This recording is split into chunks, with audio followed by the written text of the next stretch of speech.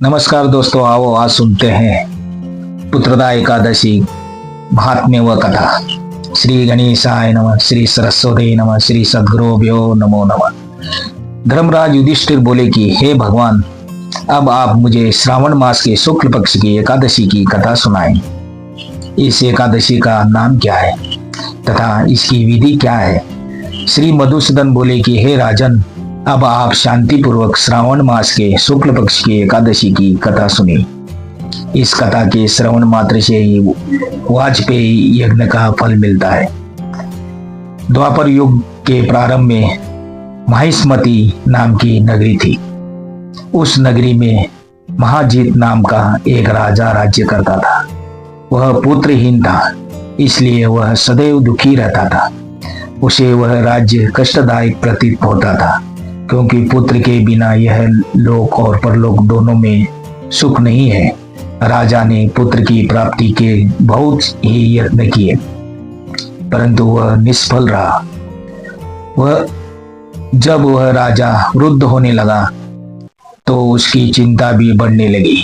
एक दिन उसने प्रजा को संबोधन करके कहा कि ना तो मैं अपने जीवन में पाप किया है और ना अन्यायपूर्वक प्रजा से धन की एकत्रित किया है, न ही मैंने कभी देवी देवता और ब्राह्मणों को धन छीना है। किसी दूसरे की धरोहर भी मैंने नहीं ली। मैंने हमेशा प्रजा को अपने पुत्र के समान माना है और उनको पाल रहा हूँ। मैं अपराधियों को पुत्र तथा बांधवों की तरह दंड देता रहा। कभी किसी से घृणा नहीं की, सबको समान माना है। सज्जनों की सदा पूजा करता हूँ। इस प्रकार धर्मयुक्त राज्य करते हुए भी मेरे पुत्र नहीं है, सो मैं अत्यंत दुख पा रहा हूँ। इसका क्या कारण है, मेरे कुछ समझ में नहीं आ रहा है प्रभु। राजा महिजीत की इस बात को विचारने के लिए मंत्री तथा प्रजा के प्रतिनिधि वन को गए। वहां बड़े बड़े ऋषि मुनियों के दर्शन किए।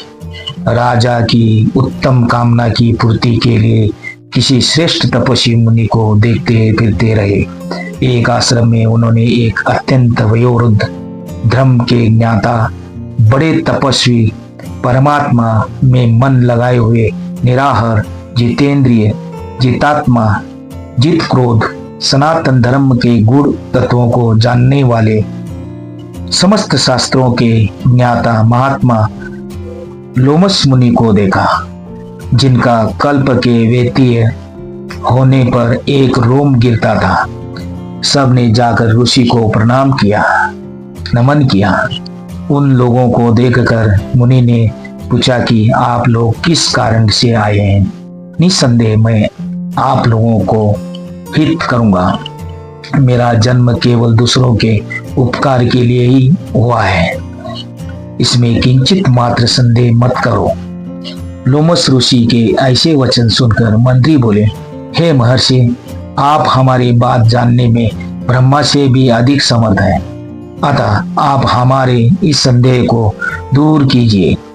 महिष्मती पुरी का धर्मात्मा राजा महिजीत प्रजा का पुत्र के समान पालन करता है, फिर भी वह पुत्रहीन होने के कारण दुखी है। उन लोगों ने आगे कहा कि हम लोग उसकी प्रजा हैं, अतः उसके दुख में हम भी दुखी हैं। आपके दर्शन से हमें पूर्ण विश्वास है कि हमारा यह संकट अवश्य दूर हो जाएगा, क्योंकि महान पुरुषों के दर्शन मात्र से अनेक कष्ट दूर हो जाते हैं। अब आप कृपा करके राजा के पुत्र होने का उपाय बतलाइए।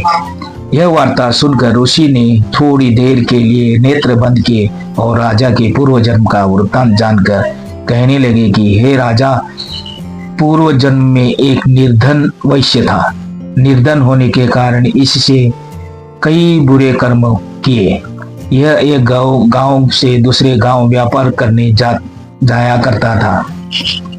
एक समय ज्येष्ठ मास के शुक्ल पक्ष की द्वादशी के दिन मध्याह्न के समय जबकि वह 2 दिन से भूखा प्यासा था, एक जलाशय पर जल पीने गया। उसी स्थान पर एक तत्काल की ब्याही हुई प्यासी गौ जल पी रही थी। राजा ने उस प्यासी गाय को जल पीते हुए हटा दिया। और स्वयं जल पीने लगा। इसलिए राजा को यह दुख सहन पड़ रहा है। एकादशी के दिन भूखा रहने से वह राजा हुआ और प्यासी गौ को जल पीते हुए हटाने के कारण पुत्र वियोग का दुख सहना पड़ रहा है। ऐसा सुनकर सब राजा प्रजा कहने लगे कि हे ऋषि, शास्त्रों में पापों का प्रायश्चित भी लिखा है। अतः जिस प्रकार राजा का यह पाप नष्ट हो जाए, आप ऐसा उपाय बताइए, क्योंकि उसे आप पाप के क्षय होने से पुत्र रत्न की उत्पत्ति होगी। ब्राह्मणों के ऐसे वचनों को सुनकर लोमस ऋषि बोले कि हे ब्राह्मणों, यदि श्रावण मास के शुक्ल पक्ष की पुत्रदा एकादशी को तुम सब लोग व्रत करो और रात्रि को जागरण करो और उससे मृत का फल राजा को प्रदान कर दो, तो तुम्हारा राजा के पुत्र पैदा होगा। राजा के समस्त दुष्ट नष्ट हो जाएंगे। मंत्रियों सहित समस्त प्रजा महर्षि लोमस ऋषि के वाक्य को सुनकर प्रसन्नता पूर्वक अपने नगर को आए। उन सब लोगों ने श्रवण मास के शुक्ल पक्ष की पुत्रदा एकादशी को लोमस ऋषि की आज्ञा अनुसार विधि पूर्वक व्रत किया और द्वादशी को उसका फल राजा को दिया। उसी पुण्य के प्रभाव रानी ने गर्भ धारण किया और 9 महीने के पश्चात उसके एक अत्यंत तेजस्वी पुत्र रत्न पैदा हुआ। हे राजन, इसलिए इस एकादशी का नाम पुत्रदा पड़ा। जो मनुष्य पुत्र रत्न को प्राप्त करना चाहते हैं, उन्हें इस एकादशी का विधि पूर्वक व्रत करना चाहिए।